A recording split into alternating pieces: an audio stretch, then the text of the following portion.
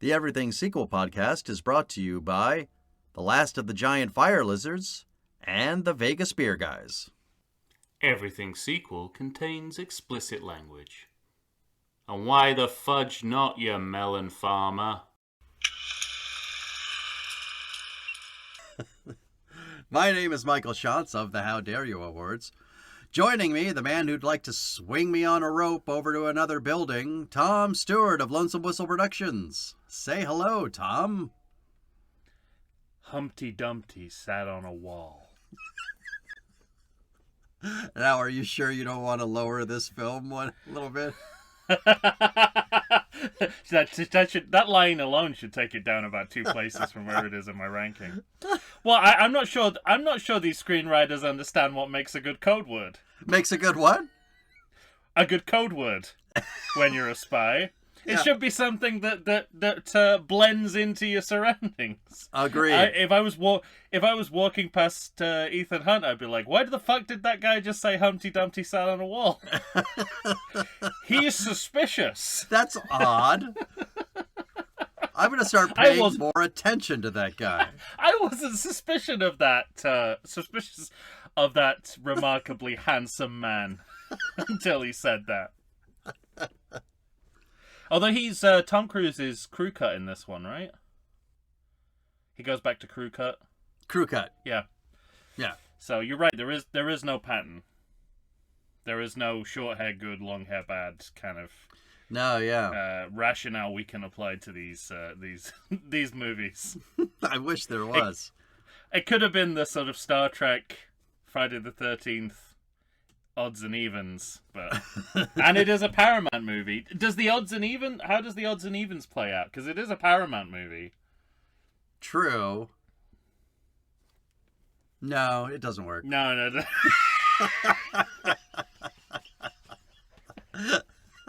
That didn't take long for you to figure out that if Mission Impossible 2 is involved, then we can't apply a system to it.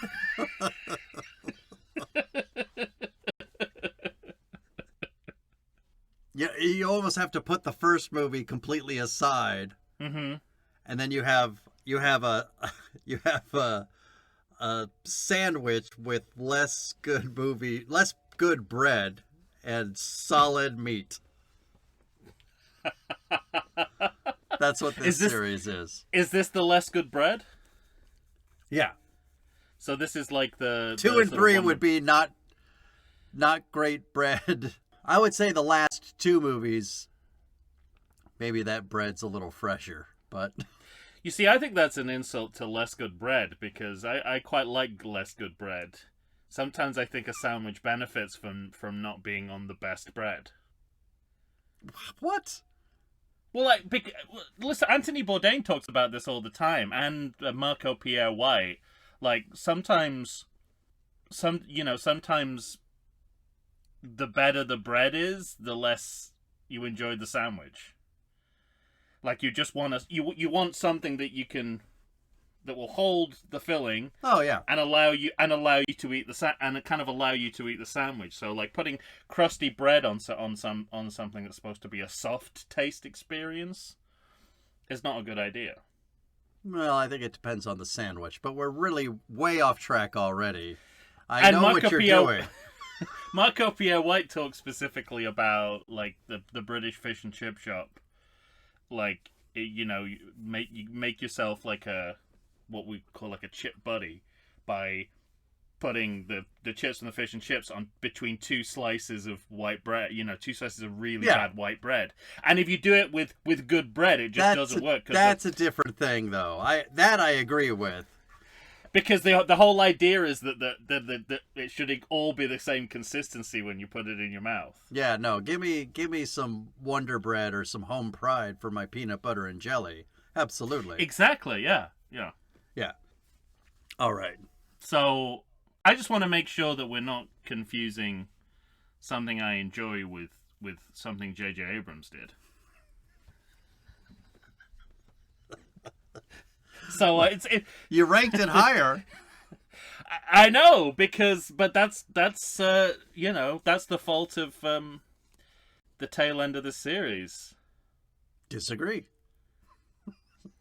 I know you do.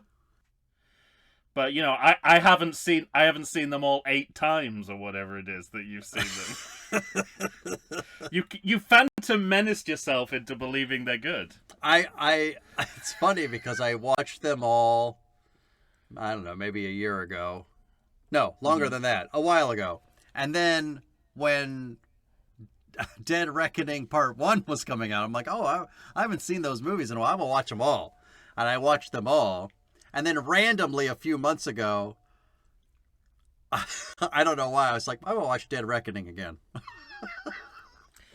You've got a unnerving fascination with that film. Yeah.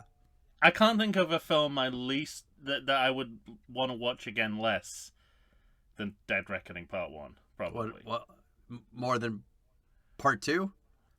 I go back to that because, like I say, if one more sequence strikes me, I can convince myself it's a better movie. But Dead Reckoning Part 1, it just feels like a series of disappointments. Not for me. I know. But it's weird that I agree with the public perception of the movie. That doesn't normally happen. Very much so, yeah. And I tried to fight it as well. I was like, I'm not gonna let, mass audiences tell me what to think. And then I was like, oh boy, they were right. Their reactions were on point. Well, we'll get into audience and critic reaction for that movie because it's different than you think. Interesting. But you have to wait because right now we're talking about Mission Impossible 3, the 2006 film directed by your best friend, Mr. JJ Abrams. Now, this movie has 73% on Rotten Tomatoes. So that's the second lowest in the series. That's a high low. I was telling you during the ranking episode that despite... I don't listen. There's your first mistake. Go on. Stewart. We figured that out. We did. I figured it out in real time. When I said, you'll mention this, but... Yeah. You're gonna tell me how much it cost, right? Yeah, I did 10 seconds ago. So, yeah, I think, despite the fact that I think this movie has problems, and you think this movie has problems, I also believe that the general public saw it as, oh, we're back on track. Yeah. I do too, though. And I think... I don't think they're wrong. Yeah, I agree with that. But getting something back on track is not the same as either making a good or even a competent movie. Yeah, let me put it this way. I'm gonna probably talk plenty of shit about this movie and the problems that it has, but I think it's pretty watchable. There's something, and you mentioned this, I think, as a negative in our last episode or in our ranking episode or both. Go on. Like the smell of kind of 90s, 2000s television around it. And I think for me that makes it that's the spoonful of sugar that helps the JJ tonic go down. Oh, really? For me. Well, just that, if I can relate it to something that I understand, cuz he made Alias, and wasn't he behind Felicity as well? I was just trying to look that up because I didn't want to say it and be wrong, but I'm pretty sure I'm right. No, it's got to be, because why would he keep casting Kerry Russell in everything parts where she's wasted? I know. If he didn't have a pre-existing attachment to her, because I feel I don't know, that makes it easier for me to take than when he's he created it, so we're right. He's been kind of given the reins of something that he hasn't earned or deserved. I mean, that's true with Mission Impossible as well, but at this stage in the series, you could really give it to anyone to try to do something with it. It's now, don't freak out when I say this, because I'm gonna add a moniker that you're not going to agree with at all. But Bellucci? Well, there just seems something about the series that Tom Cruise, he gets interested in someone or something, but he also seems to want to get some kind of authorship Yeah. connected to the director of these movies. So he goes to John Woo because he's kind of an action auteur. When you get to JJ Abrams, I think it's a little different, but mostly what he did was he was binging Alias, and he was like, I want to get involved with this guy. I see something. Oh, that's how it happened. Yeah, I mean, that's kind of how Tom Cruise projects come to life. Like, he sees someone in something and says, I want them in my movie, and or, get married to them. Right. It could kind of go either way, I think. The lucky ones get cast in his movies. The other ones have to suffer through being his wives. Or in the case of Nicole Kidman, both. Yeah. But, so there is this sense of him, like, he kind of sits Howard Hughes, like, in a room for a year and just watches all consumable media. That does seem weird, right? Because I can't imagine him sitting down long enough to watch even one episode of television. I mean, he's probably doing it in an ice bath, but, Yeah. with, those electrolysis machines, making sure his, he doesn't get any muscle wastage. But nonetheless, I think there is a sense of, he does his research, and he's like, who's gonna make me look good? Mm-hmm. Both behind the camera and in front of the camera. Yeah. And, it's kind of good that I think he has taste. He has good taste. Mm-hmm. Like, he finds really good people. I mean, it could be much worse. He could be like, assuming that McGee is the answer to his problems, or Yeah, I don't feel Snyder. at all comfortable that he calls Christopher McQuarrie. McQ, because it's Oh, he does? yeah. It's a moniker that's too McG related. It's too and he's a far more talented man. He doesn't deserve that. Well, as we said, I think he's punishing him for cutting him out of the final shot of Rogue Nation. But yeah, I mean, that's a great example. But I think probably Christopher McQuarrie is more associated with Mission Impossible now than anything else in his career. But when he came to the series, he was known for Way of the Gun, for the writing The Usual Suspects, yeah, The Usual Suspects. So he was getting a very distinctive kind of voice. And I think people think JJ Abrams is a distinctive voice. It's just that it's RFK Jr.'s voice. You don't want to sit through listening to it. And it's speaking garbage. All right, don't bring in your baggage too heavy, okay? Not everybody hates him as much as you. No, that was my before the Inevitable Shade came out, that was my point, that people don't feel the same way I do about him. Mm-hmm. And this is pre-Lost, right? I think so. Nah, maybe not. When did Lost start? Was it 2000? Oh no, it's during Lost. I think it's during it, yeah. Because the finale was 2007, same as The Sopranos. Yeah. So yeah, so I think people do think that he is a fresh pair of eyes. Sure. And I don't know, it's interesting because if you look at JJ Abrams, I try not to. All he had done was television, and all of a sudden he gets this chance, followed by Star Trek. I mean, it's all IP cinema except for Super 8. He did Star Trek, mm-hmm. He did Super 8, he did Force Awakens, Rise of Skywalker. Did he do one more Star Trek? Yeah, he did it Into Darkness. Yeah, the third one, right? No, the second one. The third one he didn't direct. That was. Oh, that's what I meant. Yeah, second one. Yeah. Not third. Not the third one, and then he flipped it for Star Wars. Correct. Just finding different ways to ruin different series. In this one, I'll ruin the second one, so the third one doesn't matter. And then this time, I'm going to ruin the third one, so all the good stuff we did in the second one won't matter. Don't say all the good stuff in the second one. Right? Either way, I win. But I mean, considering what limited shit he'd done, it's kind of remarkable that Tom Cruise plucked him out of Nepo baby television. But he's a Nepo baby.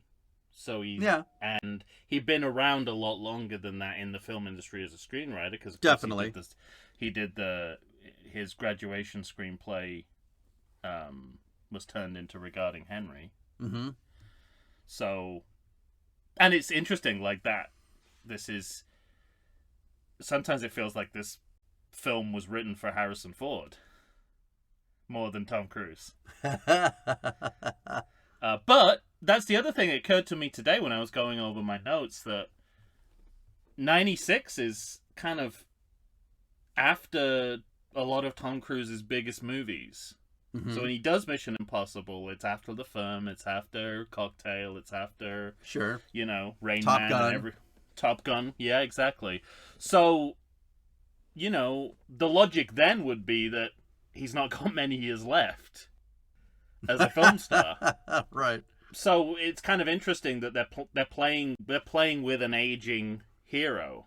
Mm-hmm. Even at this point, the first thing we see is he's getting married off, and he's retiring and married. Yeah. Well, hang on. He's teaching, retired, and married. So there's a sense that they thought maybe this would be one of the last times Tom Cruise would be appearing as an action hero in a movie before Hollywood decided that action heroes could go. Well, that's 80s. One of the things that's interesting to me. We'll get to it, but first let me say, I mean, we already talked JJ Abrams, but this particular movie, Mission Impossible 3, budget of $150 million, an opening weekend of $47.7 million, in the USA, $134 million, and in the world, $398.4 million.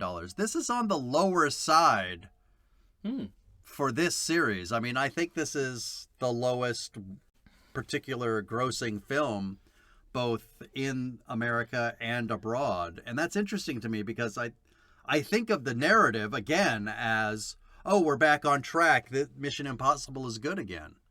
Evil hypnotist JJ Abrams. I mean, it's crazy that he's able to, like even if you, look at the numbers don't add up. It's like, what, how is he taking over Star Trek and Star Wars? What financial successes as a director is he pointing to? That's what I meant earlier, if this doesn't do that well.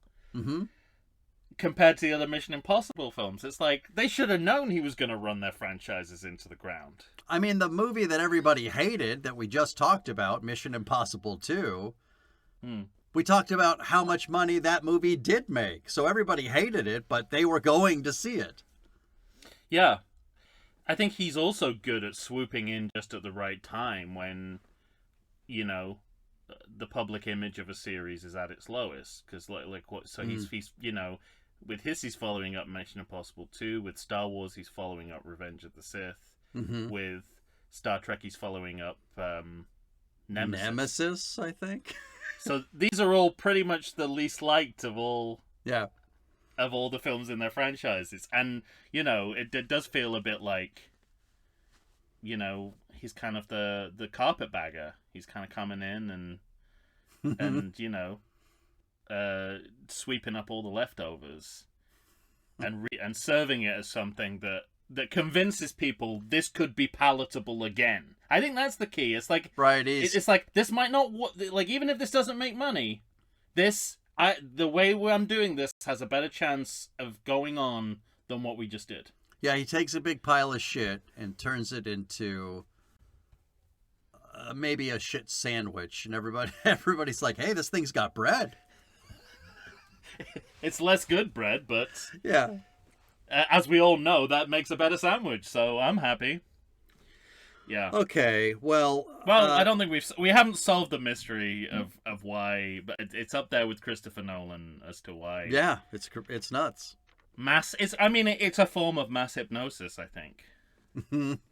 that both of them are, so adept at throughout their careers. They're just fucking out Although there. Denis Villeneuve is coming up on their heels, I think. Well, He does not have the back catalogue that people seem to think he has. And yeah. And now he's directing a Bond film, so now it's serious. Now it affects me. Yeah. He can make as many fucking beige June movies as he wants. All right, But don't fuck with my James I have no Bond. attachment to that. I've got my Dune. I've got my perfect Dune. It was directed by David Lynch in 1983. Okay, I got it. I don't need anything else. But I don't need your help. Well, this movie starts with what I called the self-important Paramount logo. I said increasingly elaborate, but I think we're on the same page from the get-go. Yeah, it's a stark contrast to the kind of flashy opening of the last one. Yeah. It starts in silence. The logo is about 7 minutes longer than it previously has been. Right. We're watching the flight of those stars. Those stars.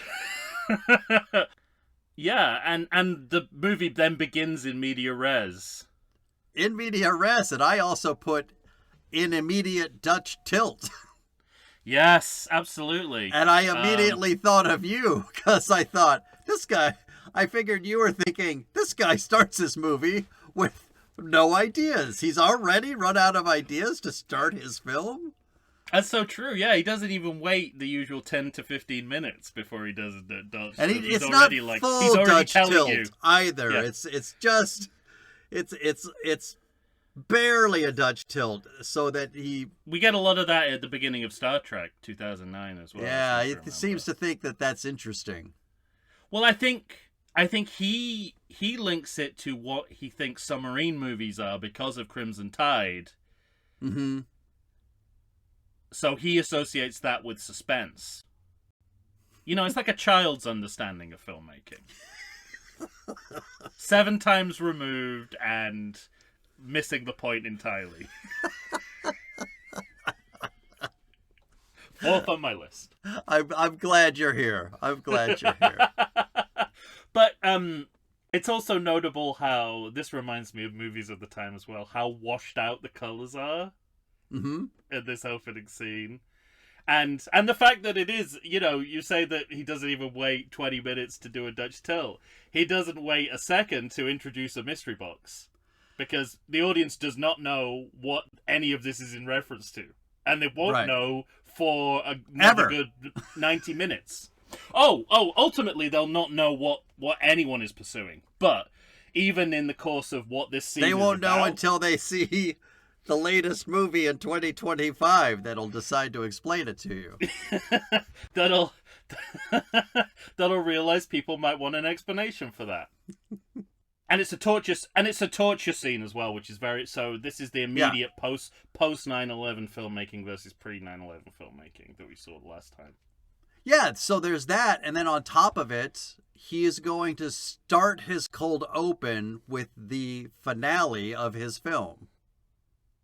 Well, that's the thing. Like, it's not what people normally do when they, I think what... Have a clue? No, I assumed, having never seen this before, that this scene would be somewhere in the middle of the movie. You talked about that in the ranking episode, I think. Yeah. Like a Goodfellas kind of... Yeah, right. It sort of begins at the moment everything starts to go to shit. Yeah. But no. It's such an arch time jump to start the film with. That's really interesting, though. Do you think that's part of it? Do you think he's a huge fan of Goodfellas and he took that idea but misunderstood it? Took it from the end of his movie instead of the middle? It's always difficult to tell with JJ Abrams. It's definitely something he's seen, but I don't know whether he's getting it from movies or TV. Like, I wonder whether because 2006... I think it's maybe something he's seen in The Sopranos or Breaking Bad or something like that. Okay. Although Breaking Bad doesn't start until 2008, so... Yeah, that sounds right. Okay.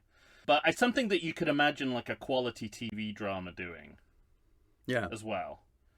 But he might have got it. It might be like he might have got it from cinema too. But he misses the point entirely because it feels like if you were in a movie theater, you'd be like, oh, they're playing the wrong reel.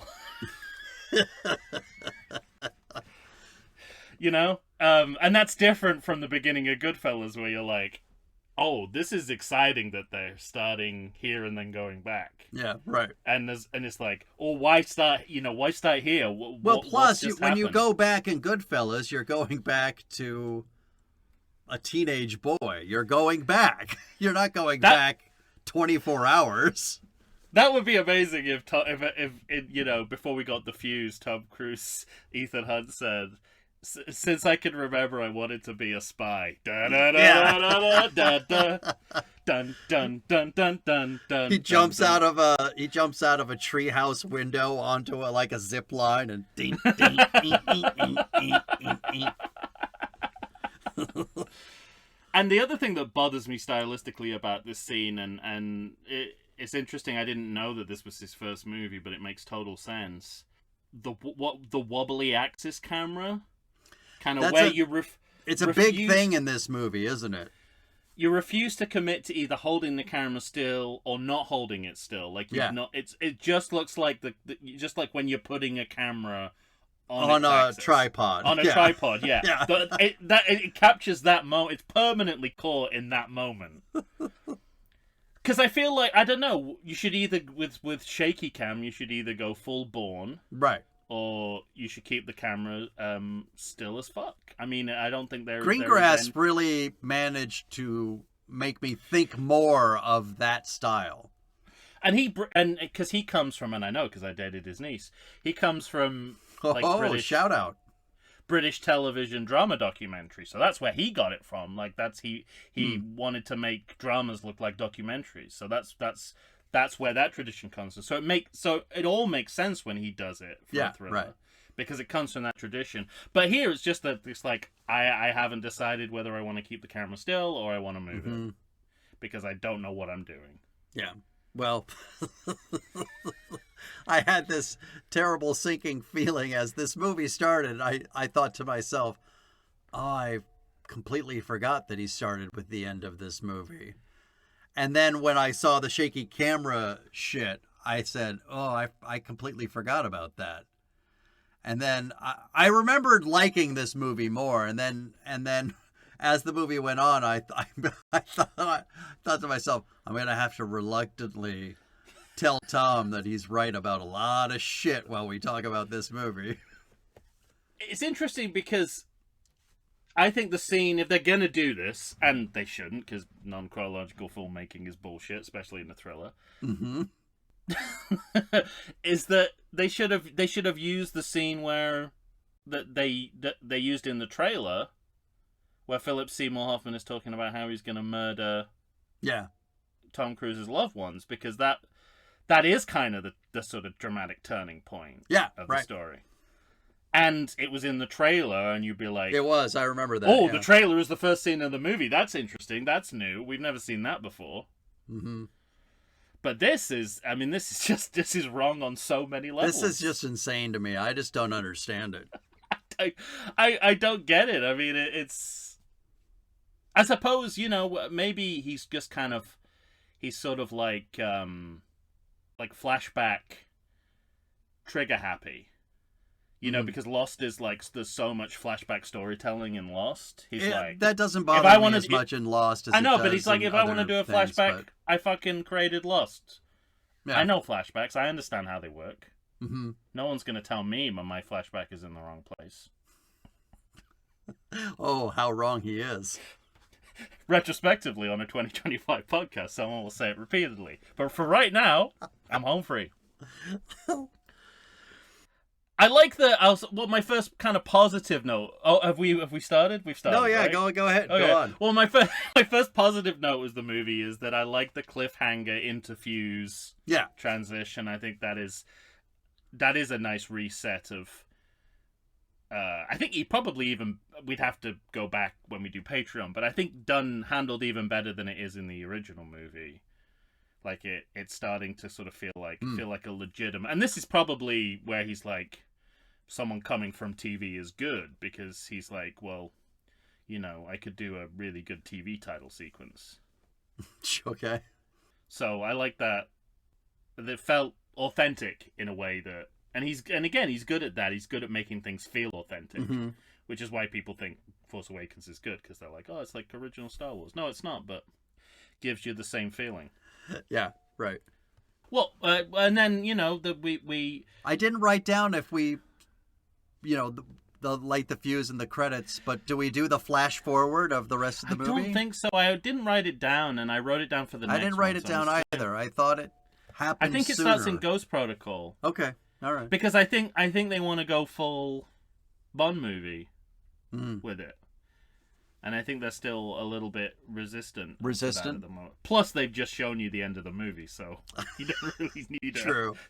You don't really need. You don't have to show us flashes of the rest of your movie, because you've shown us like 5 full minutes of the end.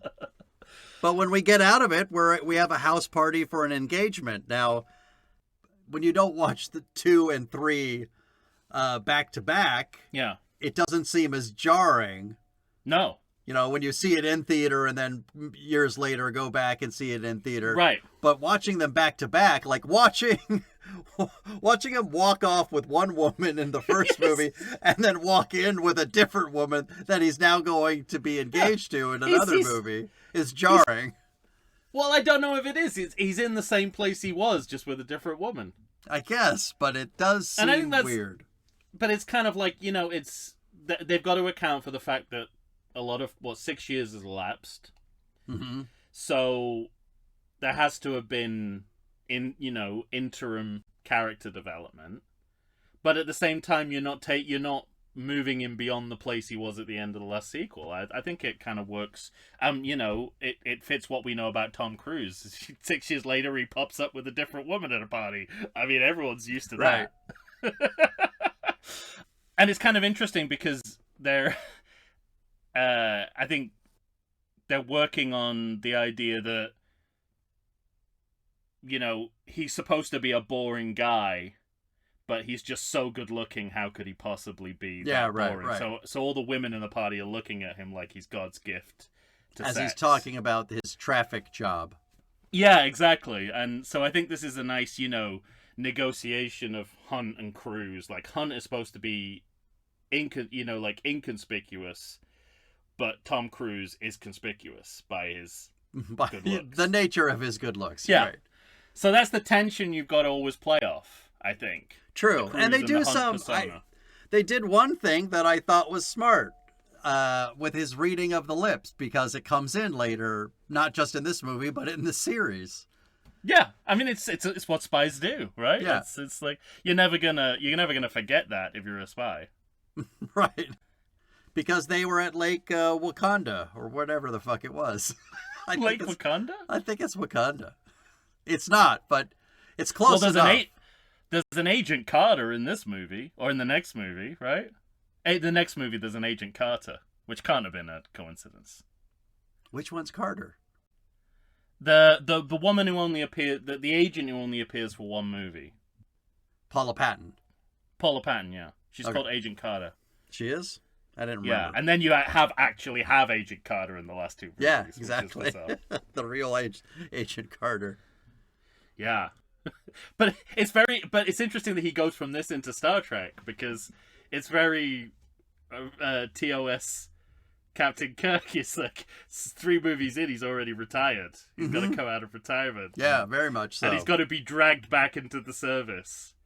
But it makes sense, because yes, this is only our second sequel, but several years have passed, and back then people didn't expect their action heroes to last as long as they do now. So sure, they had a shelf life back then that you couldn't you couldn't conceive of 80-year-old Indiana Jones. Well, I'd like some behind the scenes scuttlebutt on those conversations. Is what I'd like. So. Was Tom Cruise resistant to this idea, or was he on board? I don't get the... the man has many vanities, but I don't think he cares about appearing vulnerable on screen. In fact, no, I think he doesn't, yeah. He leans into it in a way that that is actually one of the best things about the Cruise. Him. Yeah. The Cruise persona, Yeah. I think, is that he doesn't mind be seen as vulnerable, and I think I wouldn't think he'd care about being seen as older Okay. necessarily. I don't know. Maybe he is, but in terms of like vulnerability, like he doesn't have to be infallible. Mm-hmm. And he realizes that a hero is more interesting if it's not. I think. Okay. Yeah, I agree. But we find out that he's teaching people, that he Yeah. But he gets that phone call at his engagement party. Mm-hmm. What is it, about winning a trip to Mexico? So he has to fake needing to get some ice and gets the little Kodak camera. It's very Superman 3. Yeah. Another 3. Yeah, and he's got to go to... Superman 4, too. Doesn't he have to go on 2 dates at once? Oh, yeah, that's true, yeah. Keeps going back and forth. All the classic Superman movies. Well, he's got to go and advertise for 7-Eleven. Mm-hmm. And, yeah, again, and credit to them, I think this does feel very much like the first 2 movies were like, okay, we want to make sure that we want to distinguish ourselves from the original Mission Impossible TV series, so we've got to know that this is the set piece we're referencing, but it feels completely different. Mm-hmm. Whereas this is where they kind of settled into, no, let's just try and do a really good version of the Mission Impossible opening scenes, where you go to like a nondescript place. Yeah. Nondescript public place, you get something that contains the mission briefing on it. And in this case, it's kind of it's a little bit on the nose. The Kodak disposable camera? Disposable camera self-destructing. I mean, they kind of do without... they kind of do anyway. So it's not remarkable that they self-destruct. Right. Because that's the whole point of them, but... it's interesting, because it's the last time it's kind of the last time you'd be able to do that bit. Yeah. The last time disposable cameras, I remember there was a period where I would go to weddings and people would give you disposable cameras to take photos of, and then you give them back to the bride and groom at the end of the day. And that was probably around this time as well. Yeah, I would agree. But then digital takes, completely transforms. Well, we have that digital card in the last film, too. So I think we're in an era where... Transition. Yeah, we're transitioning, but they both still exist. And I don't know if Kodak is profitable anymore. I guess they moved into digital and... I don't know. They had that odd moment where they were just going to do printers. Okay. Didn't they kind of go belly up? Aren't they? That's what done? In the back of my mind I thought, but I need to do more research on that. But it's just interesting. It's like for the posters episode. Write it down now. It's the only chance you've got of remembering if you write it down now. Yeah, it's the thing that's not handled very well is that they start the self-destruct as they're saying the line. Mm-hmm. I don't know if you noticed, like they step on the this will self-destruct in 5 seconds, like it's already going. I don't remember that. Like that's just kind of careless, just a little bit of carelessness. You always want to clear the decks around that line because it's such an iconic line, and they don't. All right. And he's back on a bike after this. A bike? Yeah, he's teaching. Basically, he's Top Gun Maverick at this point. He's kind of teaching at some kind of a factory. Looks like a naval, so he gets on the bike. You see him riding on the bike in a shot that he will reproduce for Top Gun Maverick like 10 years later. It's really weird. Oh, I remember him being in bed with his wife and saying, "By the way, I've got to go away for work." And then we're in Germany. No, he gets on the bike because he meets everyone at the airport before they go off on their mission. Because this is where we meet Luther. Luther. Okay. We find out Paul Hogan didn't stick. I just wrote down that he sees Luther. I don't remember the bike. Yeah, well, he arrives on bike. Okay. He says, He "Welcome back, brother." Uh huh. Yeah, this is very True Lies, isn't it? The whole idea of like Mm-hmm. The spy keeping it from his wife. Yeah. With less hilarious consequences. Yes. But also less racist consequences, so it's a... So there's that. Yeah. And there's actually a really good moment later when he says he has to leave home again. And it's like she immediately... I like that JJ Abrams actually just leaves the camera on Michelle Monaghan to show us that she knows that something's off about her fiancé. Right. And she just kind of says it out loud finally, and he says what he always says to everyone, including the President of the United States, I need you to trust me. Mm-hmm. That's kind of his slogan, isn't it? That's the name's Bond, James Bond. I need you to trust me one more time. So our team members are, we've got a new Jim Phelps. Well, isn't what's his name? Cruz basically Phelps at this point? Like he's in charge? Arguably, but there's but his contact that he meets Jonathan in the Rhys 7-Eleven. Davies. No, the guy who gives him the mission that he knows personally as well. He's in the morning show. That's all I know him from. Oh, Corey Billy something. Crudup. Yeah. Okay, Billy Crudup. You're right. Yeah. Not Corey something. No. So he's the sort of the Jim Phelps, and then you've got Lawrence Fishburne is like the hit both their bosses. Both their bosses. Then you got Luther, and we'll meet Benji fairly soon. Mm-hmm. But he's not really a team member at this point. No, I was surprised to see him as Pudgy Benji. Yeah, Pudgy Q Benji. Yeah. It's this kind of, again, like, you know, I have that feeling JJ Abrams doesn't understand how humans speak sometimes, because they have that weird, they're in the middle of a mission, and then Luther and Ethan are talking to each other over the headphones. Yeah, over the comms, and then they start to have a very strange conversation. Is it about incest? Oh, that's right. Yeah. Is it? Maybe this is too early for that, but they're sort of like, basically they get into the mission, and then JJ Abrams like, okay, let them have a conversation, like an emotional conversation in the middle. Because they're talking about Carrie Russell, and he says she's like my sister, and he's like, yeah, but did you have sex with your sister? So he doesn't understand that at this moment they're not going to want to have this conversation because they're working. Yeah. And he also doesn't understand that the content of the conversation would never stray into incest. And what about it's funny? Because I think it's presented to be funny. I think it's supposed to be one of the big laughs of the movie. Yeah. And this again, and I want to say, just, you know, for the sake of balance, if you go back to the Force Awakens episode we did, I have a lot of nice things to say about how J.J. Abrams, at that point of his career, learns to just sit the fuck down with the camera and keep everything in one shot and just move the camera. But right now, he doesn't know that. He doesn't know how to do that. No, yeah. So he cuts over action in a way that shows he doesn't really understand how action works. Yeah, I agree. But before we get there, why don't we take our first break, and then, because we're about to get our big... I think I can cram in one more insult. No, it's fine. Let's go. We're about to save Carrie Russell, so why don't we do that when we come back? Well, you always like to see Carrie Russell. Always. Never not good. Never not good. I'd like to see her for longer than this. Me too.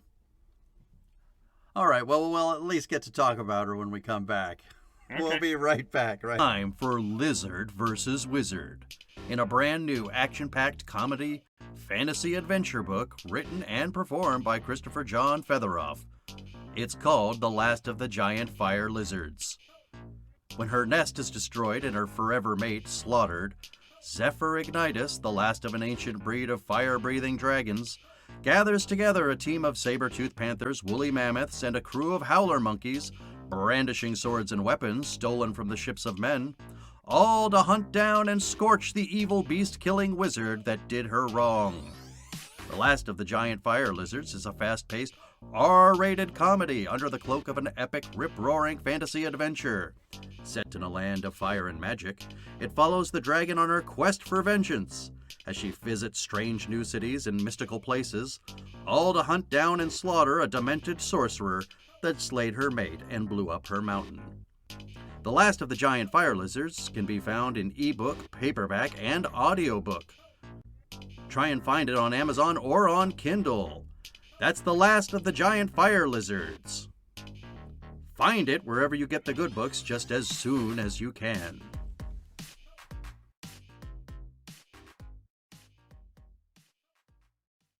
And we're back, ladies and gentlemen. Tom and I are here, trying to be nice to Mission Impossible 3, the 2006 film directed by JJ Abrams. All right, on the way out, it's time to save Ferris. It's time to save Felicity. Yes. Also, why do wind farms keep appearing in these movies? This is like the second time in 2 movies we've seen wind farms. Is it? Yeah. Are they taking backhanders from big hydroelectric? Well, in this case, I just think JJ Abrams thought he could get a lot of mileage out of falling blades. Yeah, when the wind blades fall on the sheep, I'm like, you know what's important about this scene, right? I mean, it's the heart paddles. It's not the farm animals. JJ Abrams is there like going back to Goodfellas, like Martin Scorsese's dad. No, that's the flavor. Those are farm animals and the wind blade. Oh no, that's the flavor.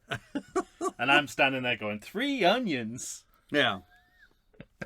You know, overall, I think J.J. Abrams struggles with filming action in this movie, but there are brief moments when Tom Cruise's Ethan Hunt and Felicity Carey Russell, what's her name? Ferris. Yeah. Ferris, the way they're moving in concert with each other, some of that was really good and actually shot well.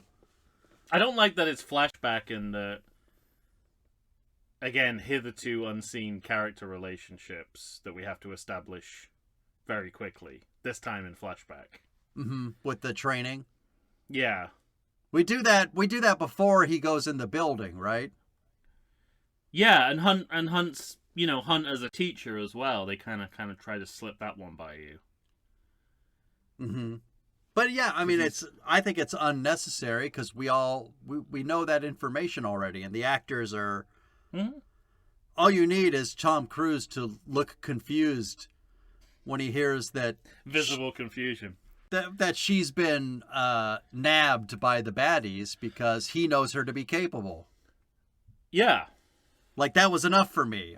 That look communicates to me that he thought she was one of the new best people they had.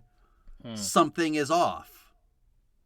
Yeah, it's weird how I don't know who watching these movies thinks that Ethan is not going to try and save members of his team or take revenge for things that's happened to his team, because he talks a lot about how that is the case. Sure. Like, who are you trying to convince here? We all know this. Yeah. It's so strange to me that this is stated so often, and this is kind of an example of that sort of over-explanation of his emotional attachment, where, as you say, we can infer it from the fact that she trained under him. Yeah. And that he put her out into the field. Probably, let's headcanon that it's the first time he did that. Mm-hmm. Because, 6 years? How many agents do you get through in... And right. Who knows whether he probably hasn't been teaching the whole 6 years. Mm-hmm. His Thandie Newton relationship had to go south. Had to go south somehow. That probably took a couple of years at the least. Then he works another year out of anger and spite over the breakup. When we get to Ghost Protocol and you see how adept they are at incorporating what happens in this movie into their movie, even though it's a real inconvenience to do that. Mm-hmm. But this movie flatly ignores the events of Mission Impossible 2. No, absolutely. And the original Mission Impossible. Yeah, because later movies pick up the thread of number 2. I can't remember if it's Ghost Protocol or Rogue Nation, but when when Luther sits down Ilsa and says, "I've only known Ethan to love 2 women," I was like, "Hey, one of them's Tandy Newton. He's talking about her." You're pointing at the screen like Leo DiCaprio in Once Upon a Time in Hollywood. Yeah, that's that's interesting. Yeah, and this is where we get Simon Pegg's introduction, who is taking his place in Hollywood as JJ Abrams' comedy bitch. In his defense, this to me is better than Scotty or Uncut Plot, which are his other 2 JJ. Yeah, you don't like him in these other roles. No, I definitely. I'd said it's a slow start because the movie kind of they just need a cue. They need it's not his fault. Yeah, they need a Basil exposition. They need a Basil exposition for the technology side of things. But they are. I think they are starting to build an ensemble. I think they are thinking with a longer term view of who's going to be the team next time. Sure. And I think Simon Pegg is part of that. But right now, it's very limited as to how they're using him. And J.J. Abrams simply doesn't... Like, Simon Pegg is so fucking funny. Have you ever seen Spaced? Or, you know, Shaun of the Dead? Yeah. And he shows none of that in this movie. I don't know what J.J. Abrams' problem is, why he can't allow/make Simon Pegg funny, because he is inherently a very funny dude. Yeah. But he shows none of it in any of the J.J. Abrams films he's ever been. I think he shows it a little bit more as Scotty, but I know that you hate that performance, so I won't delve further. I wish it'd been the other way around. I wish the little guy spoke and he was mute. Scotty is mute now. Fine, whatever it takes to get us through this. Get his voice taken away by the. There was one Gorgons. shot. I don't want to go back too far, but I know there was one shot in that shootout that I really like when he and Kerry Russell jump on the truck and his face kind of comes over the windshield and he just yells Luther and then the explosion happens above his head and kind of comes out the window. Yeah. That was a good shot. I like that. Okay. Yeah. I believe you. There's not a lot of them for JJ, so I want to stick up for him when I can. Yeah, I'm trying to do. Believe me, I'm trying to do the same. I know you don't believe me, but I don't believe you at all. I also thought it was interesting because when we get back, before we get to Simon Pegg, we have this bureaucracy moment with Fishburne, and it seems like the movie's intent on showing you the slow grind of the IMF. This is where they kind of. They ignore the events of the original movie, but they want a kind of template that's closer to it. I think there's a kind of third movie looping back here. The idea of like, because he's the Henry Czerny role. Czerny character, sure. Before the real Henry Czerny comes back. Before he comes back, yeah. And also, it's kind of like the struggle between, is this a team-based mission or is this a hero movie? And this one is much more of a team-based mission, but they're trying to play it both ways. But that's the thing I give this movie credit for, because they start to build that idea of the ensemble team in this movie. That's probably its lasting legacy. The first movie starts with it, and then they kill them all in the first. Yeah, and make it. Yeah, and then I think they realize that was a mistake. Mm-hmm. And I think this is a sort of an attempt to redress that. Yeah. And also the idea that Ethan is a rogue agent. Yeah, right. So giving the idea that there's this bureaucracy that he's continually fighting against and having to break the rules of. I mean, I blame them single-handedly for Rogue Bond. This is why we haven't had anything but Rogue Bond since 1989. It's like, can we have one movie where he's working for the Secret Service? On a mission, please? Once we get into... So, we're in... Is it the Vatican we go to? Vatican City that they're in? Or just Italy? Where they break into the church. Yeah, I guess they... Well, first he gets married, before he leaves. Oh, that's right. They get married in like the ER, don't they? They get married on the set of ER. On the set of ER in somewhere in a hospital. They decide You can see to get Steven married. Spielberg in the background going, "What are you doing here?" Yeah. But I'm right the before producer, that what was are you that doing? moment I was talking about in which he says, "I have to leave again," and I like that moment where he just lets her act and lets us watch and lets us understand that she knows that something's off, and Ethan's going to assure her by marrying her and having sex in the hospital before he goes to the Vatican. Yeah, so they go to the Vatican and not that we needed proof, but in 2006, Italians were an unabashed target for racist comedy. Well into the 21st century. Oh, yeah. This is No problem. This is their cover is the Super Mario Brothers. Yep. I would have loved it if they'd actually got like masks that made them look like the Leaning Tower of Pisa seller in Superman 3. Yeah. Yeah. I mean, every Italian you meet, when they pretend their truck is broken down, you've got thumbs to fingers, mafia hand, and shaking, and come on, let's and nobody cares, and nobody fights it.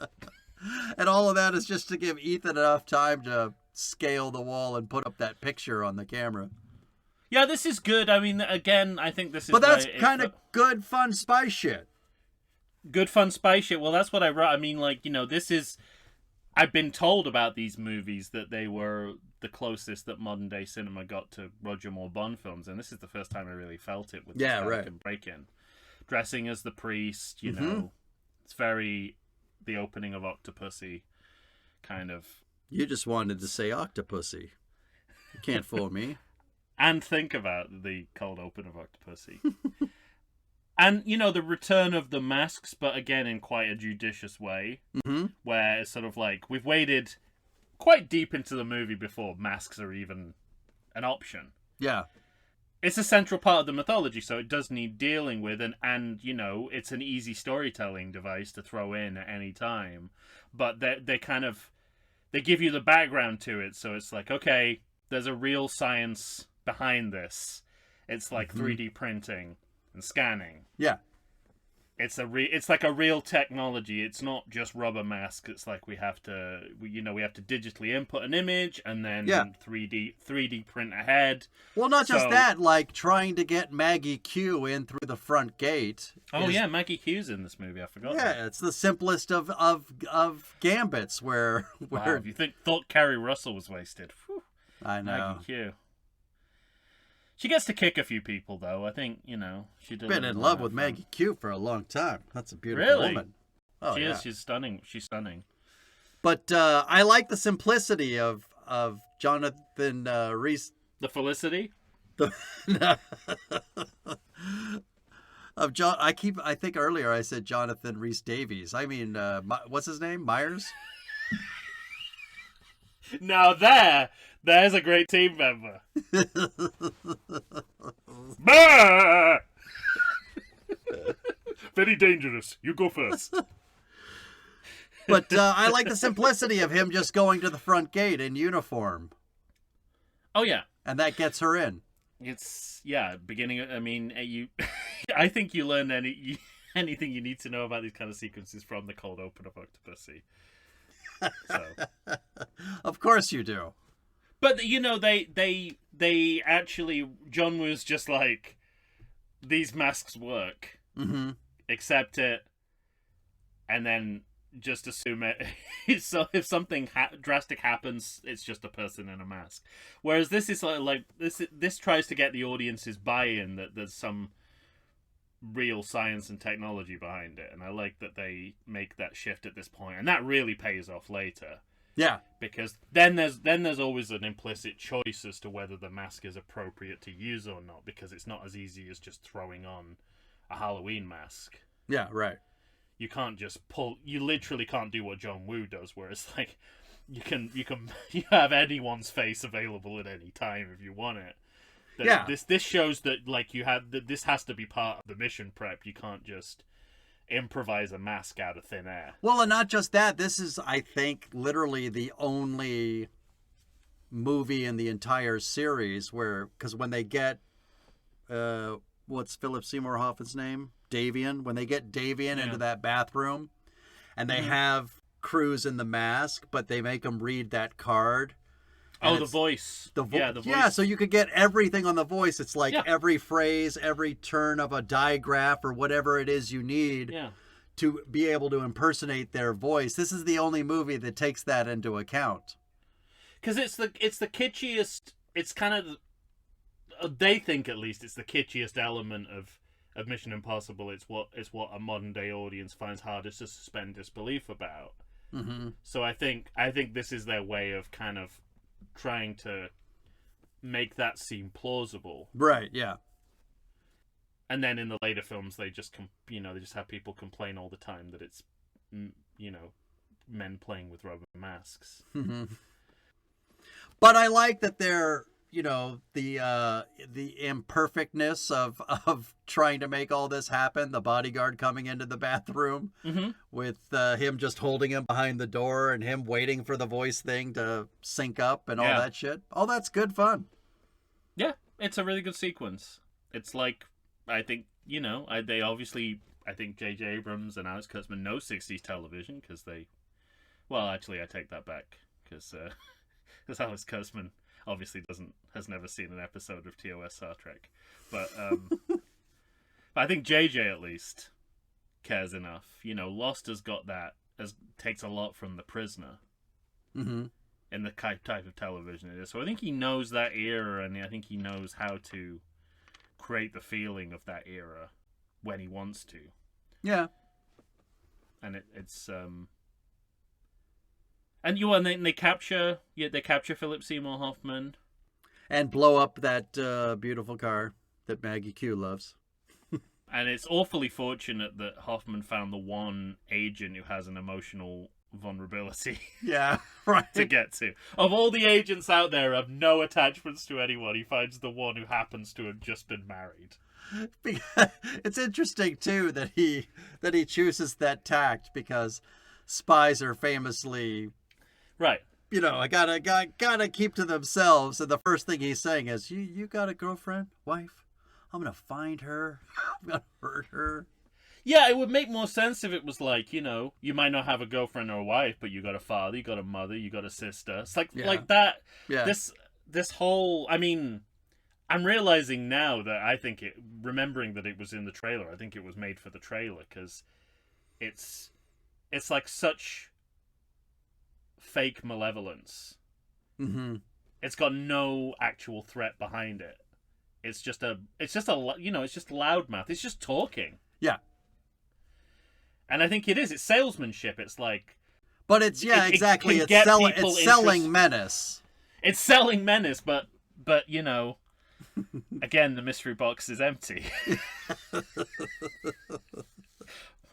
But the menace has escaped from the box, and then the one thing I like the most in that series. I mean, he's good. He's great. Yeah. He reads the lines very well. I know that sounds like a backhanded compliment, right? But these are shitty lines, and he reads them They're really shitty well. lines, but he's making it work as best he can. And then the thing that I do think works is when Ethan threatens to like dump him out of the bottom of the plane, and he does seem genuinely scared that might happen. Because I think it's Luther that keeps saying, Ethan, this isn't you. You don't want to do that. Which, I don't know, when a team member flies off the handle in the middle of an interrogation sequence, you shouldn't make it worse by making it clear that it isn't a ploy. Like, you should keep some of the mystery around whether it's a ploy or not. As soon as Luther says that, then Philip Seymour Hoffman knows, oh, I got to him. Yeah, right. Whereas he could still be like, I don't know, maybe this is part of their interrogation technique. But that's the part I like, because when he brings him back up and he calls him by his name, when he says, Ethan, when he says Ethan, that's great. Yeah, because Luther does the end of the Great Escape. Exactly. Thank you. Have a good trip. Thank you. It's so silly. But then again, they're former criminals anyway, so they should know better. Yeah. It turns out. Well, it turns out they're former It turns criminals. out that they were all criminals who were given a second chance, and that was definitely the plan all along. But again, it's like our second torture, like 2 to 3 major set pieces at this point. I mean, we're due for another one because we got the bridge coming up. We've got, and also you see 2 of those torture scenes twice. Yes, right. But yeah, it's the post 9/11 focus on torture as content. Yeah, right. You know, we see it. It's drifting into horror movies. All espionage thrillers have to have a torture element to them at this point because of 9/11 and because culture is responding to what our government is doing. Right, and it doesn't know how it feels about it, so it's kind of a fear and a fascination of it at the same time. Mm-hmm.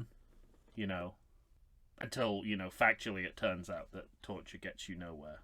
Right. in a political or crime fighting sense. Isn't it funny that in real life, the nicer you are, the more apt they are to give you information? That's what the original Edge of Darkness is all about, and it kind of his interrogation technique is called soft interrogation, where he kind of leans into the person's ear and whispers sweet nothings to them, right, to give up information, and it's like they knew back then, and they're on the actual Florida Keys Bridge here, right? I think, yeah. I mean, I don't think they mentioned some other part of the country, but it's absolutely True Lies. True Lies, which was already stealing from License to Kill. Of course, Tom. No, but that's the prison escape. That's where it happened on the bridge. So it's a double tribute to those two. There's some good fun shit in there, though. I like that foam they put on the side of the truck and to get Philip Seymour Hoffman out. And here's something I forgot to mention. Yeah. Why this is seems to me like a big plot hole, but I don't know if I hold JJ Abrams and Alex Kurtzman responsible or Tom Cruise, because I feel like it could have gone either way. Why did Ethan not change his name? Why did he not have a fake identity? Because you mean just for this mission, or no, like the other, like he doesn't use the name Ethan Hunt as his spy name, and he's calling himself something different to his wife, and right.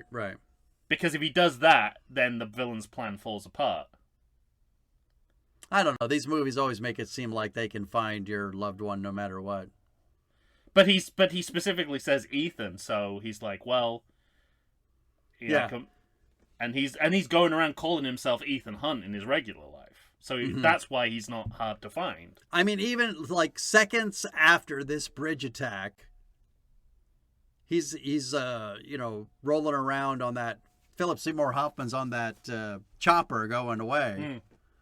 And seconds later, there's already a plan in place to go get the wife at the hospital. Right. Yeah. So, but I wonder whether Tom Cruise is like, no, Ethan Hunt is always Ethan Hunt. Mm-hmm. Because logically, he should have a... Well, he's like James Bond. He's rolling in everywhere, just saying his real fucking name. Worst spy ever. But he didn't have attachments except that one time, and it didn't go too well. I don't think he would try it again. Yeah. I do wish John Woo was directing this bridge scene, though. You don't like it? It's fine, but it suffers from that Zack Snyder camera falling off its axis tendency. No, I agree with that, but yeah. I wish it was shot a little bit better. Problems, but not that problem. I wish it was shot a little bit better, but the idea behind it is cool and fun. I like. Yeah. I loved it in License to Kill and True Lies. You got the guy from you got Ed from Twin Peaks hitting Robert Davi in the head with a gun butt. There's another thing that happens in this movie on that bridge scene that doesn't happen a lot in these movies, which is civilians. Civilians are in danger. Yeah. Other than by, a bomb might blow up and we have to stop it. But nobody knows about that. Here, it's civilians are ducking behind cars and shit while actual bullets are flying. It makes you wonder if the IMF are putting more people in danger than the people they're fighting sometimes. Yeah, it's true. That's not what the movie thinks, but that's what I'm thinking as an audience sometimes. What did you think about the leap over the chasm in the bridge? When he almost falls into the water? Yeah. I don't know. Whatever. I like the idea. It's action. It's I like action the idea shit, of the it? gun toss. It kind of like it's like action movie shit. It's like but it kind of, again, when it doesn't quite work, it always reminds me more of a racer than Die Hard. Mm-hmm. Yeah, right. But he is going for a very sort of 90s action movie feel, I think. Yeah, I think so. Yeah. Oh, and also... I think he's trying to elevate it. Okay. I'll take your word for it. I see no evidence of elevation, but okay. Yeah, I think it's not a response to True Lies, but I think in JJ Abrams' mind, I think he's adding something to it, but I don't know. True Lies subverts it as well, because you have you think he's going to try and jump the buildings with the horse, and then then they tap out. They're like, oh, this is too ridiculous. The even horse for me. taps out. Yeah, what are you, nuts? I'm not doing that.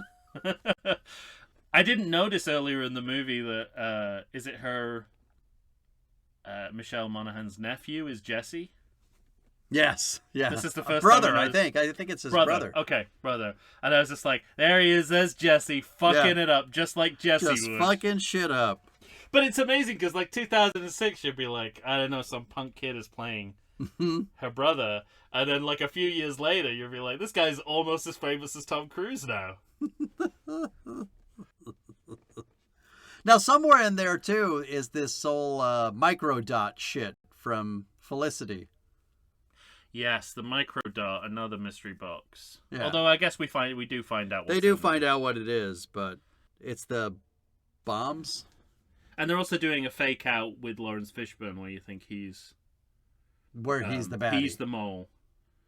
And it turns out that all you needed was Billy Crudup to walk into his office and use his phone. Yeah, and Billy Crudup is like he's what Anthony Hopkins should have been in the last movie, where like, I guess, I don't know, I don't want to say that Mission Impossible 2 does anything clever, but I guess in a way the fact that you do think Anthony Hopkins is suspicious because of Jim Phelps in the last movie and because it's Anthony Hopkins, the fact that he's not is kind of an inversion. Yeah, I guess. But this is the looping back to. But based on the things he says, he's a true monster. The guy who gives you the mission is the. Although, yeah, he does have that. He is one of those kind of like 24 style patriot terrorists. Yes, who, right. Because it's a Fox Network show, are not as bad as a real ideological, like an Islamic terrorist, because they care about America. And I get. I was one because he rushes to the hospital and then they tase him and bring him back, and they have the lip. They muzzle him. Yes. Yeah. They sort of like, why?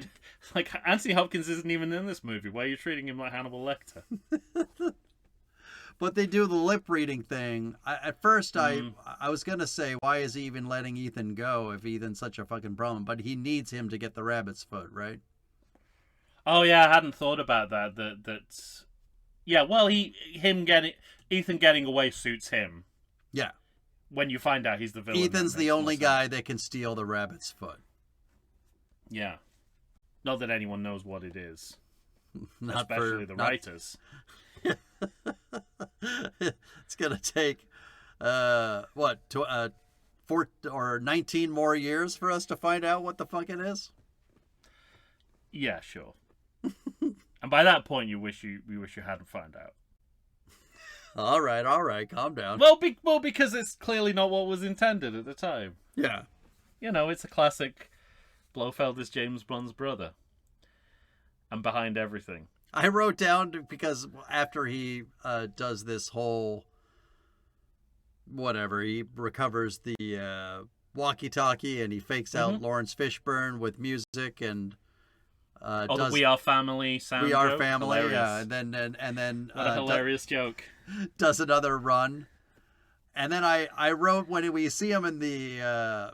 Except for his accent, we see him in the airport, and he looks like Ron Kovic from Born on the 4th of July. Yeah, it's his Kovic costume. That would be so funny if he just played characters from his other movies. All his disguises, like Hugh Grant in Paddington 2, are just kind of characters that he's played in other movies. Mr. Toad and Magwitch. His Letterman jacket from All the Right Moves. Yeah. And he has to rope in a scene partner to play his autistic brother, so he can do Rain Man. I don't know. Ethan Hunt and this Rain Man guy seem pretty similar to me. Yeah.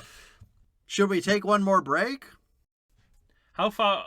Yeah, I think yes, we should. We're getting through.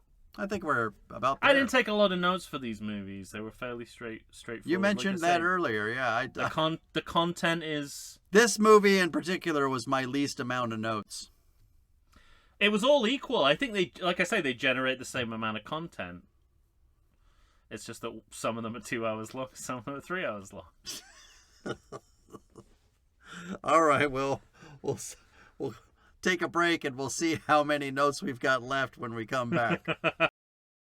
I like to think I know something about beer, but nowadays even I get overwhelmed when confronted by the exhaustive selection of craft beers they have at bars, breweries, and even grocery stores. Back in the day you had one, maybe two craft beers to choose from, and if you were confused, you ordered a Guinness. But in beerstinations like San Diego, the craft beer options lately are in double, sometimes even triple digits. So what's a beer drinker to do? You need what I need, the Vegas Beer Guys.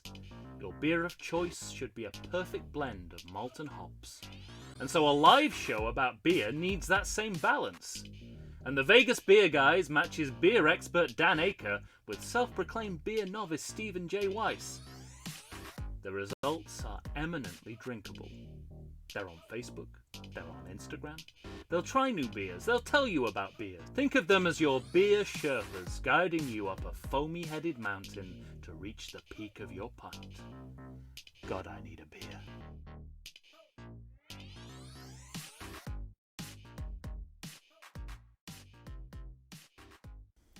And we're back, ladies and gentlemen.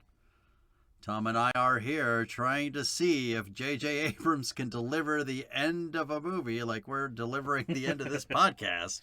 Certainly can't deliver the end of a series. As we chat about for a fact. God damn it. As we chat about Mission Impossible 3, the 2006 film. All right, when we last left you, he was dressed as Ron Kovic and he was going to Shanghai. Shanghai, China. Yes, I know where it is. They make that very... Well, no, they make that very clear that the subtitle says Shanghai, China. And I know it's the convention. Subtitle. But which fucking Shanghai do these idiots think we're thinking of? Shanghai, Alabama? New Jersey.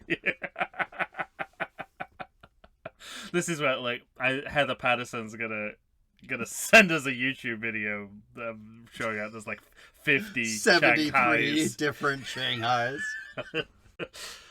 Oh, well, I noticed a pattern here that is interesting because this movie's 2006, which is the same year Casino Royale comes out. Mm-hmm.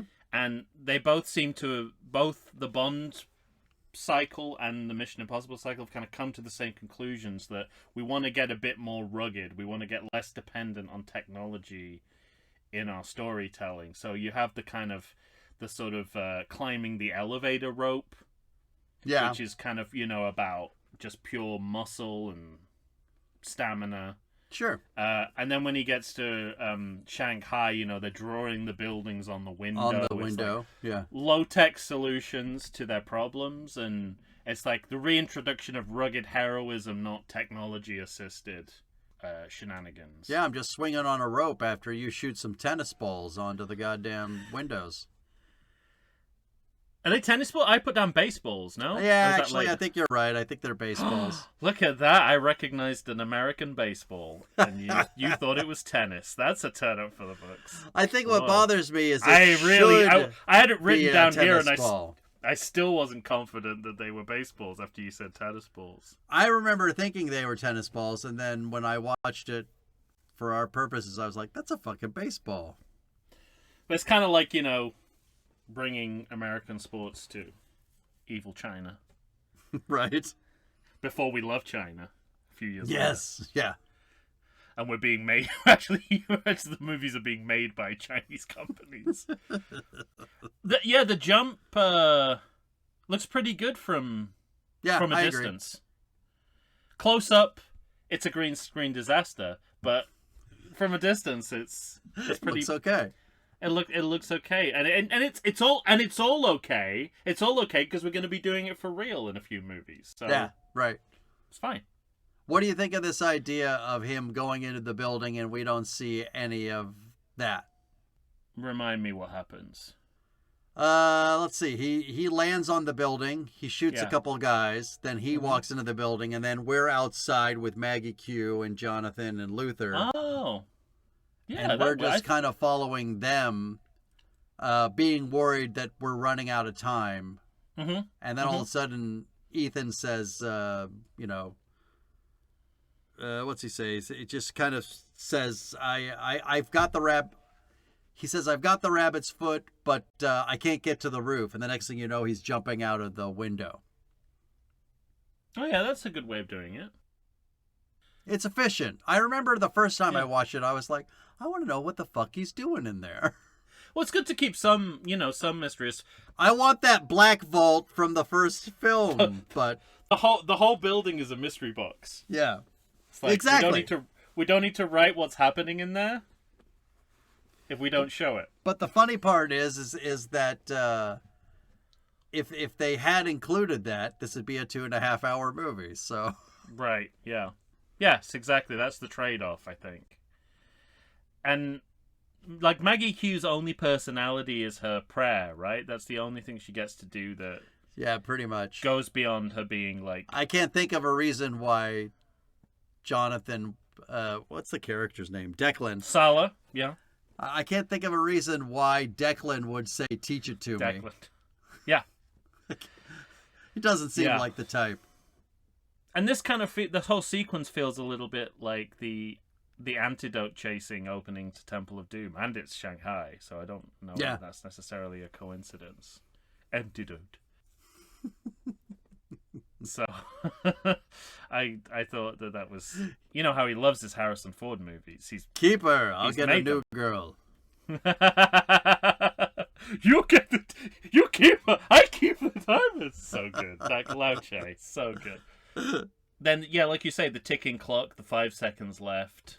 Mm-hmm. You know, we got to have a ticking clock at some point in these movies. And so he parachutes out. He gets on the ground. He gets in the car. Security's chasing them. Mm-hmm. I don't really remember how they get away, though. Philip Seymour Hoffman's henchmen are all celebrity lookalikes. So really? his main henchman is Paul Weller of the Jam. And then later on, he's got another henchman that looks just like Gordon Ramsay. I'm like, your hiring policy of henchmen should not come from a lookalikes agency. Yeah. And then the movie meets up with itself. It does. He tags. What does he do? He tags the rabbit foot. He calls Musgrave, though. That was a problem. But he gets into that limousine, and the window goes down, and they say, "Drink it, no questions." Yeah. That's a terrible thing to hear as a spy. And then, we get to our repeated scene. And, you know, I mean... And there's no tension because we've already seen it. And also, we're pretty sure because of how consequential these movies it all is. work. Yeah, that it's going to be walked back with masks. Yeah. I mean, someone does get killed. Yeah. Just no one we know. Mom, a man died. Yeah. Or a woman died, I suppose. Yeah. So it's not completely bloodless, but it is still a walk back. It's, you know. Also, I don't know about you, but the idea that Billy Crudup does what he does because an African American liberal got promoted ahead of him cuts way far too close to home at the moment. I didn't like hearing about that at all. I was like, that's how people act now. Right. Oh, and yeah, and everything gets they do a thing that they start to do in each of the movies where, and well, most of the next movie is about this, where that they can't rely on technology. The technology goes down, or they don't have access to it, and so there's these kind of MacGyver moments, and there's one here with the pen lock picking, kind of, where he's kind of picking a lock with a pen. Yeah, and it's like this is just MacGyver, right? This is just like by the stuff. last movie they just have a thing that goes up to locks and it it has the magic, it just sets the pins wherever they're supposed to go. And Tom Cruise has to have his running moment. I didn't notice one in the last movie necessarily, but from this point onwards, we have to find locations that are like long. Yeah, the most important thing for a location start is to make sure that there's a long stretch of road that Tom Cruise can run down, and he's doing it through Shanghai in this movie. Yeah, he's got to bite Musgrove and get on the phone. I did expect to see rickshaws, but I did. It would have been great. Yeah, he's got to bite Billy Crudup and get on the phone with Benji first. Oh, that's right. Yeah. And then it's all run all the time. It's kind of weird, and again, the parallels to Casino Royale, and they can't have known that they were doing this, that they were kind of doing some of the same stuff, because it's all parallel. Yeah. The whole idea of, like, getting the technology guy on the phone to talk you through it's like the heart resuscitation scene, where there's all those people at Q Branch arguing over who's going to be the next Q. Right. And none of them got the job. Oh, that's great. Mm-hmm. So, what's going on? Somehow Philip Seymour Hoffman gets the better of him. It's funny because there's a lot of missed story opportunities here, like bringing his wife into it in a way where she might actually be useful. Because when she becomes part of the action, she does kill a guy. Well, that's it. I'm assuming that it's her skills as a doctor that are going to come into play. No, he just teaches her how to use the gun. Right, but surely she should be teaching him about how to get that charge out of his, like, it's like, oh, well, I know anatomy. Mm-hmm. I know how to stop this. But they kind of forget that she's a doctor, and they're just like, oh, she's a natural-born spy. I'm like, no, she's already a doctor. This is a medical situation. Why aren't you speaking to that? Yeah, when he decides to blow up that bowl and says that'll work and puts the sticks in his mouth, she should say, there's an easier way to do this. I'm a doctor. Yeah, exactly. My exact note was, lucked out again that his wife is a doctor, or would have been if the writers were better. Because he's just doing all this random MacGyver shit. Yeah, right. To himself. And she would actually know. Yeah. She would actually know how to remove a foreign body from inside him. Yeah, maybe it's hard because it's up the nasal cavity and in somewhere in the brain. I don't know. Oh, I'm sure she's pulled weirder stuff out of weirder places. She works in an ER. She's probably taken many a ketchup bottle out of people's colons. I did notice one thing in this whole section of the thing when Philip Seymour Hoffman finally comes in, and I can't remember what he initially does, but when I have that note too, to kind of get the better of Tom Cruise or get the gun away from him or whatever it is he does. Oh, I know what it is. He sets off the charge and it's like it's hurting his head. So yeah, I wrote that he's a better class of villain. Yeah. And that I like how deadpan he is. Yes, that's what I noticed, was A, that he was deadpan, and B, his physicality. Whenever he actually hit Tom Cruise, there's a couple of good moments where I thought, He's making it look like he knows how to throw a punch, like he's an actual bad guy. Except, though, he's not that type of bad guy. He shouldn't be Right. getting his... He's not getting his hands dirty by it, so it's a bit weird that it ends up with hand-to-hand combat. I know what you mean, but there. Well, let me ask you this: what do you think of the idea of? Because he thinks that just the pain in Ethan's head is enough that he's got the upper hand and he doesn't have to really worry about him. So much so he turns his back on him, and Ethan just gets his shit together enough to, whatever, push him in the wall and drop the gun, and then push him outside and. Well, this is where it would be great if it was like something he medically that his wife taught him. Mm-hmm. Because that's something that Philip Seymour Hoffman wouldn't know. Yeah. I mean, you know, it's the suspension of disbelief you do in any action movie that the villain will, you know, turn their back on. Take his eye off the prize. Take his eye off the prize, right, exactly, and Yeah. just at the wrong moment. But, yeah, it could have all been written better, and I think with a better use of the characters you've established. Yeah, okay. Yeah, that's how I felt. Yeah. He says he's got that moment where the sticks are in his mouth and she's about to shock him, and he says, "Wait, I love you." What do you... I think the majority of the comedy in this movie dies on its ass. Yeah, most of it.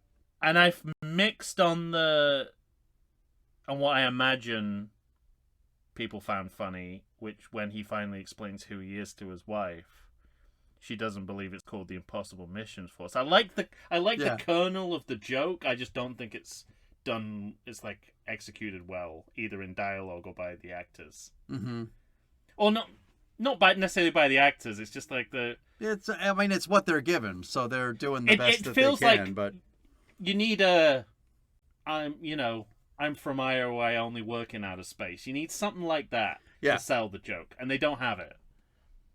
They have an early draft of that joke. What it could be is because you could lean into the coupledom of it, where he says, "I'm part of IMF. It's the Impossible Mission Force," and she's like, "Listen, if you don't want to tell me what it is." That's it. You got it. That's it. You've got that's. I mean, that's pretty much there. Yeah. That needs like one more rewrite, and it's right. there. That's way better than what they had. You've already improved on it. That would be really funny. Yeah. Well, he's gonna talk to. He's gonna talk to Lawrence Fishburne just so we can make sure that we don't know what the fucking mystery box is gonna be. Yeah, unbelievable. I mean, we've talked about this. There's a difference between a MacGuffin and a mystery box, and JJ Abrams doesn't know what it is. So, I mean, they leave it on a cliffhanger as to whether he's gonna come back. Which is sort of like splitting the difference between... A bit. He's come, the first movie it was like he's back in the game. The second movie was he's in the park with the clowns. And now he's married and he's going off on his honeymoon. He's walking off and everyone's cheering for him. And, Lawrence Fishburne is like, we want you back. So he keeps the door open either way. But the door does feel like he's coming back. Yeah, but it's remarkable how much work you have to do to get him. I did wonder that at the time. I was like, how are they going to write themselves out of this corner? And boy, did I not expect to be done as competently as it is. We're not there yet, all right? Wait till the next episode. No, but it's like to take on everything you have to take on in Ghost Protocol and show the audience what has happened with this story as well. Sure. Without slowing down your own story. It's amazing. Agreed. All right, credit check? Yeah, so second unit... Want to talk about the Kanye West song? Not really. I try to stay away from discussions of Kanye West these days. Yes, agreed. It really surprised me when that music started. He falls into that camp of artists I really used to admire until I found out they were fascists. Yeah, right. It's a worrying trend. That didn't sit well. It's a worrying trend in my taste in music and theater. I don't like. It always turns out the same way. They all turn out to be fascists. Even you. Well, you don't know. You remember. You know Slumdog Millionaire. You've seen that, right? Yeah. You might know it because it's a soundtrack song. All I want to do is take your money. The kind of I don't one remember. of the big. Anyway, MIA. She's like a Indian female rapper, Okay. and she's just like she's cool. She's beautiful. She makes good music, and she turns out she's like an anti-vax nut job. And I'm like, oh fuck, even her. The last person I would think would turn into be a fascist. David Mamet, you kind of saw it coming for about 20 years. You could see that one coming, yeah. Morrissey, he said some weird things in the 90s about Asian people. You know? Kanye West, I guess. He's Kanye West. There's just no... But you felt he was, like, unruly on the right side of history. It turns out he's no. the Yeah, I never But, really back thought when that. he was calling out George Bush for Katrina, and you're like... Good for you. Yeah, that's true. I mean, you're clearly insane, but at least you're saying the quiet part loud. Yeah. But it turns out that, he thinks George Bush doesn't care about black people as much as Donald J. Trump does. Yeah, right. Which is just awful. Anyway, so yes, I didn't pick up on the mention. I do have a music note in here, but it's JJ Abrams related. No. Second unit director Vic Armstrong. And when I saw this name, I thought, this name sounds familiar. And that's because he is Harrison Ford's Indiana Jones double. Oh, okay. He's a stunt coordinator, former stuntman. He's in Temple of Doom. When there's a scene where you very clearly see him in the Chamber of Spikes, Mm-hmm. when Willie comes in the room going blah blah blah like that to all the bugs. There's Vic Armstrong is crouched down on the ground, and once you know it's Vic Armstrong, you go, can't oh my god, unsee it. there's a fucking stuntman. That's not Harrison Ford at all. But anyway, just the sort of it's kind of it's like going from that to second unit director is kind of interesting, and I suppose shows how stunt forward this series is. Yeah, right. That it has those veterans attached to it. Sure. Not just doing stunt work, but directing whole sections. whole units of the movie. Yeah. Concept artist Tim Flattery. So I wonder whether he is familiar with the concept of flatteries, and all his portraits are really favourable versions of all the people he's doing. You were like, oh yeah, that's a Tim Flattery. He only did a portrait of my good side. Right. And then the musical notes that I teased. We've got actually it's 3 separate musical notes that I've bunched together. Okay. Actually, I guess I did mention Kanye West because generically we've gone from nu metal to R&B rap. Yeah. Which is kind of an interesting, the big Hollywood movies are changing musically as well in terms of the artists, the genres that they're promoting.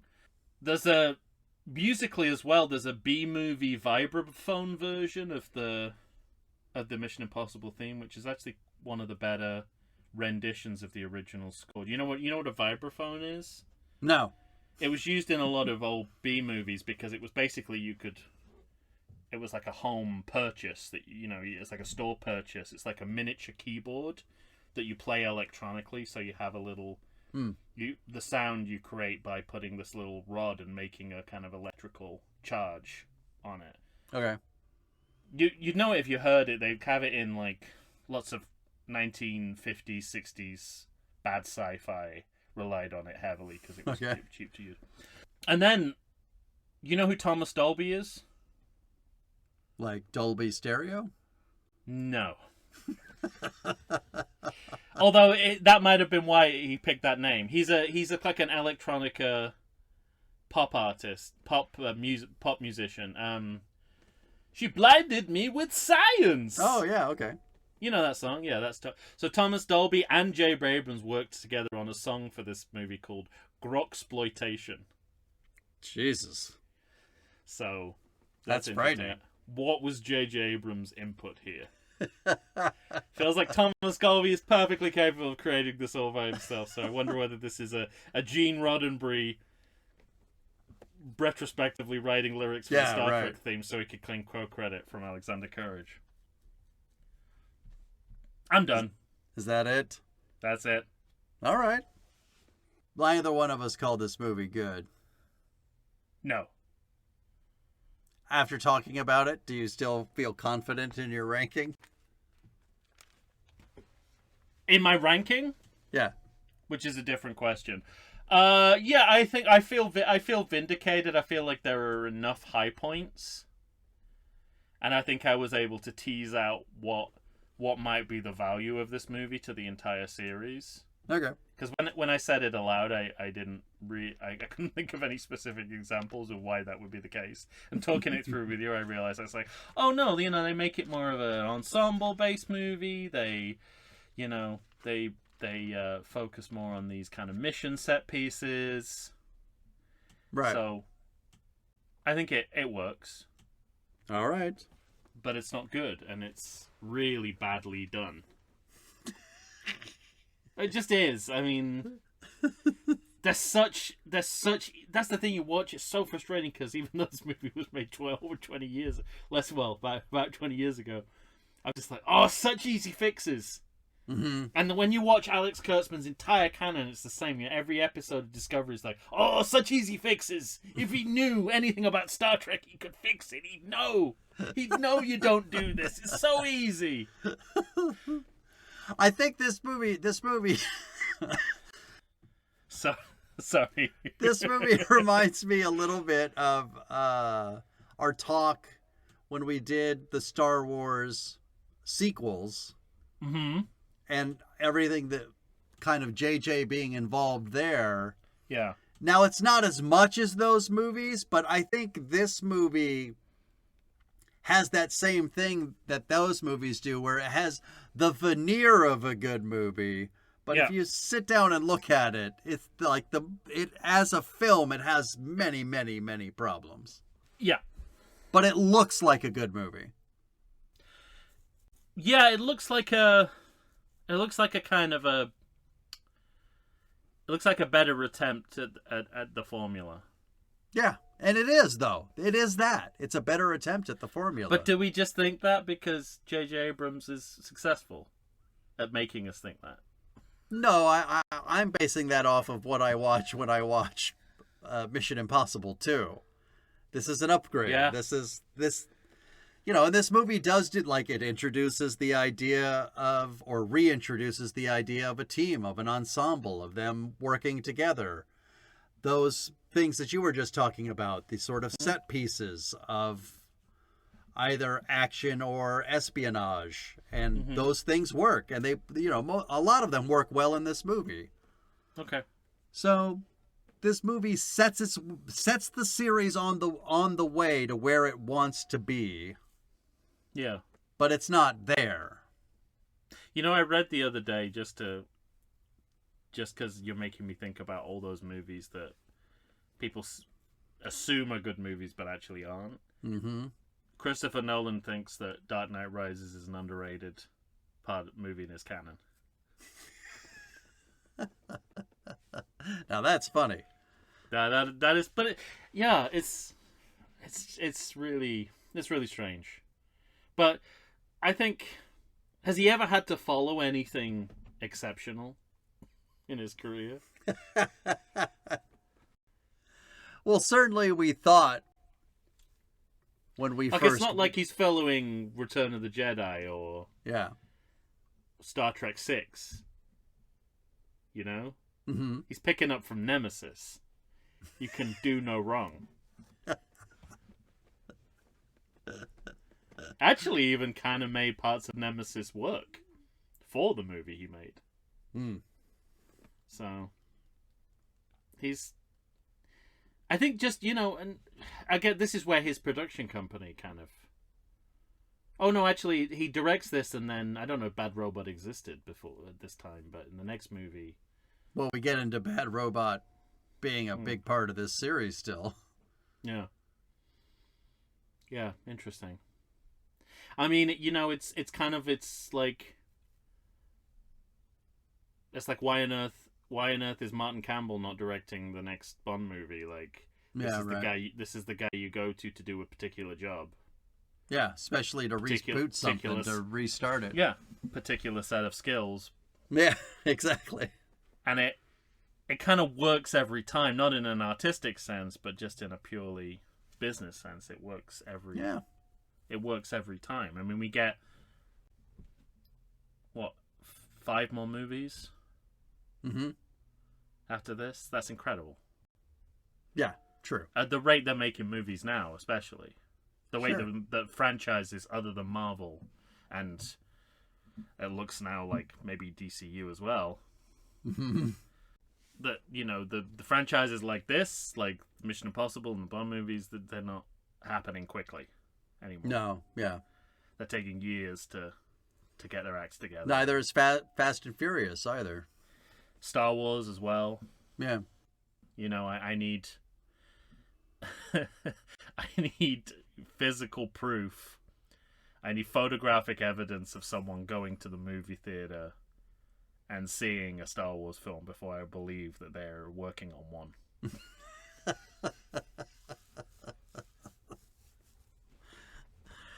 All right, are you done? Yes. Can I remove the soapbox? Never. It's a retractable soapbox. It pops back up when I need it. Yep. All right, ladies and gentlemen. Well, all that's left is for you to tell us what you think about Mission Impossible 3. What is it? Good, bad, or somewhere in the middle? Although I officially call it a bad movie, I think I'm more of a somewhere in the middle. No, it's not an offensively bad movie. Yeah. We just did one of those. Oh, man. We know what that looks like. We just talked about it. Good times. So shocked by that movie. It still doesn't feel like it really exists. Yeah. It's very strange. It still feels a bit like a fever dream. What do I have, malaria? Jesus.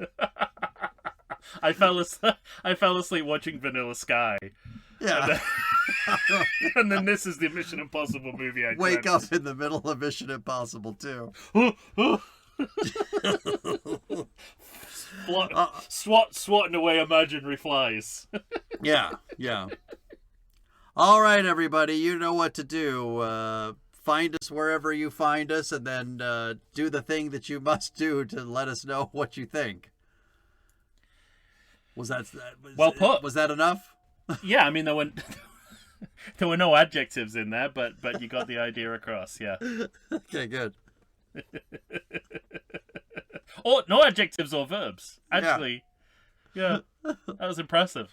Or send an email to everythingsequel@gmail.com. Do that. All right.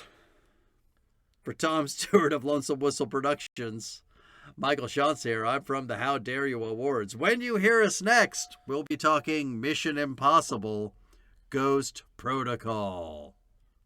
It's our favorite in the series. Say goodbye to everybody, Tom. Copy? Of course I copy. Please, when do I not copy? All I do is copy. What's that all about? Don't know. That run happens twice. Twice it happens, and that's this movie's idea of comedy. And character. Yeah. Yeah. Also, am I right? Was my accent somewhat correct that Declan is supposed to be Irish? Don't know. Is that actor Irish? Jonathan Rhys Myers? Not Davies. Well, he's British. He's very British. I am the monarch of the sea. I don't know. I'd have to look it up. I should be able to do that right now. I don't feel like doing it. And I know everyone listening is just like... Here we go. Mission Impossible 3. I already had it up. Because I remember him from Match Point. And I think he was playing... Yeah, he was Dublin, Ireland. Standard Brit. Oh, there you go. Excellent. I like Match Point. Okay. I remember really liking that movie. Luckily, we never have to Talk about it. Talk about it. Listen, you know how I feel about Kanye West and Morrissey and David Mamet. Of course, I'm more in the bag for Woody Allen than most people still are.